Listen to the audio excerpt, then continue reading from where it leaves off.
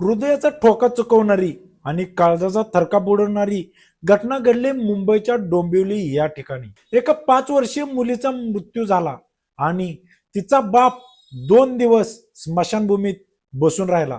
कारण काय, तर मुलगी आपल्याला पप्पा म्हणून हाक मारेल या आशेवरती. 5 वर्षाच्या अचानक झालेल्या मुलीच्या मृत्यूमुळे बापाला खूप मोठा सदमा पोहोचला होता. बापाला त्या सदम्यातून बाहेर निघणं खूप कठीण झालं होतं. त्यामुळे त्या मुलीचा बाप मुलीचे अंत्यसंस्कार केल्यानंतर 2 दिवस स्मशानभूमीतच बसून होता. चला तर मग पाहूया खरी घटना काय आहे आणि मुलीचा मृत्यू कशामुळे झाला आणि बाप 2 दिवस स्मशानभूमीत कसा बसून होता. निशा शिंदे ही 5 वर्षाची मुलगी 17 नोव्हेंबरला आपल्या घराच्या बाहेर खेळत होती.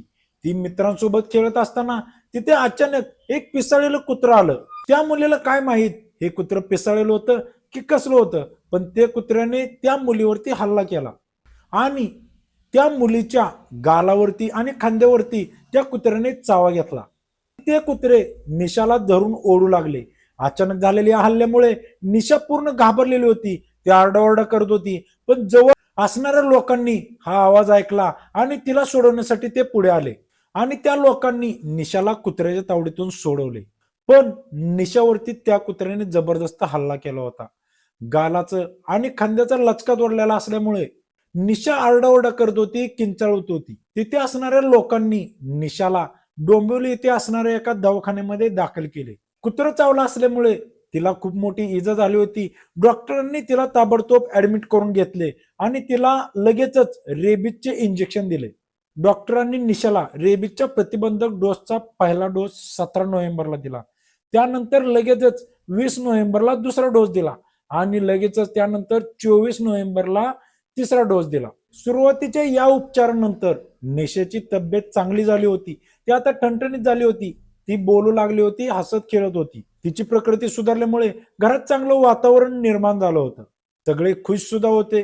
24 नोव्हेंबरचा तिसरा डोस घेतल्यानंतर लगेचच 3 डिसेंबर रोजी निशाचा वाढदिवस सुद्धा होता. घरातील लोकांनी निशाचा वाढदिवस मोठ्या थाटामाटात करायचं असं ठरवलं होतं आणि तो वाढदिवस चालू असताना निशा खूप खुश सुद्धा होती.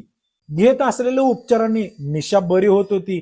त्यामुळे घरातील सुद्धा निवांत झाले होते. त्यानंतर निशाला शेवटचा डोस हा 15 डिसेंबर रोजी देण्यात आला.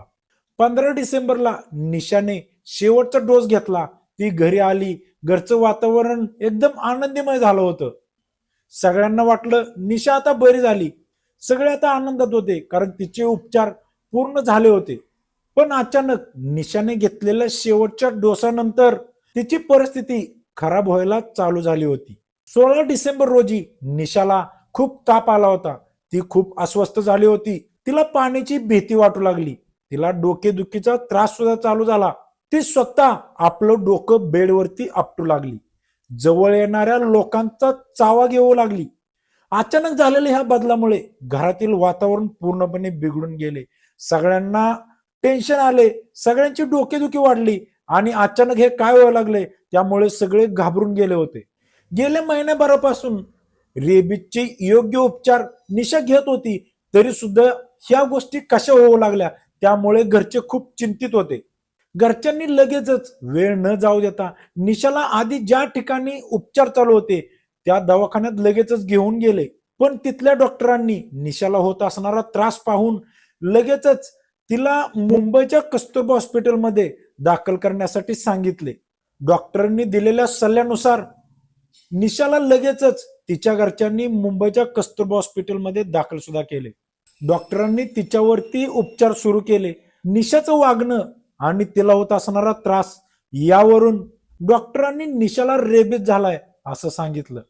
4 दिवस मुंबईच्या कस्तुरबा हॉस्पिटलमध्ये निशावरती उपचार सुरू होते. घरातील प्रत्येक जण देवाकडे हात जोडत होता कारण निशाला यातून बरं व्हायचं होतं. निशाला यातून बाहेर काढ असं देवाकडे प्रत्येक जण विनवणी करत होता. पण नशिबात काही वेगळंच लिहिलं होतं. अखेर डॉक्टरांच्या प्रयत्नांना यश आलं नाही. 21 डिसेंबर रोजी निशाचा मृत्यू झाला.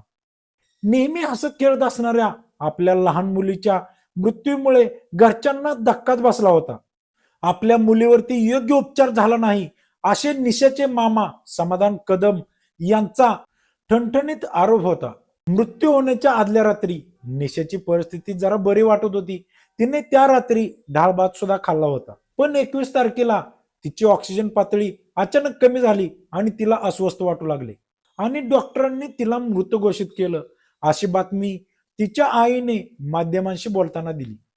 वेटरनरी या विभागातील तज्ज्ञ सांगतात की जर मेंदूच्या जवळ असणाऱ्या भागामध्ये जर पिसाळलेलं कुत्रं चावलं असेल तर रेबीज मधून बाहेर येणं जरा अवघड होतं, असं तज्ज्ञांचं म्हणणं आहे.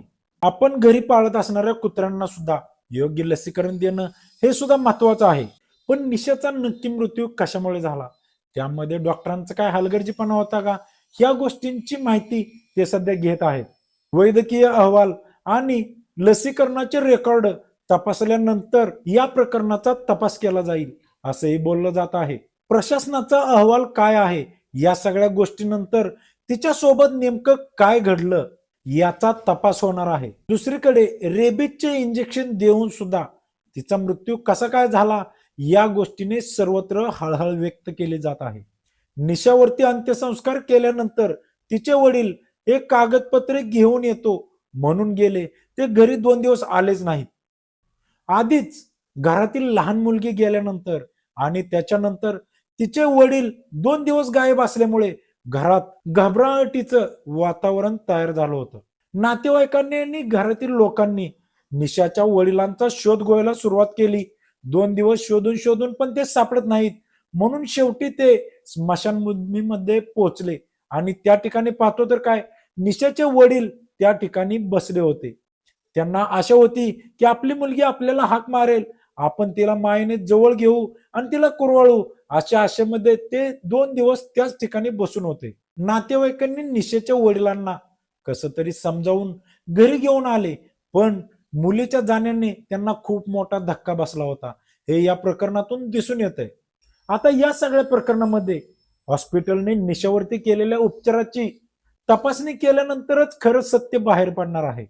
मुलीच्या जाण्याने 2 दिवस स्मशानात बसून असणाऱ्या बापाचा चेहरा मात्र अजूनही निशाला शोधत आहे. मंडळी, काळजी घ्या आणि आपल्या असणाऱ्या लहान मुलांवरती लक्ष द्या.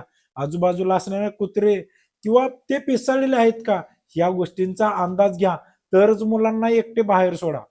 धन्यवाद.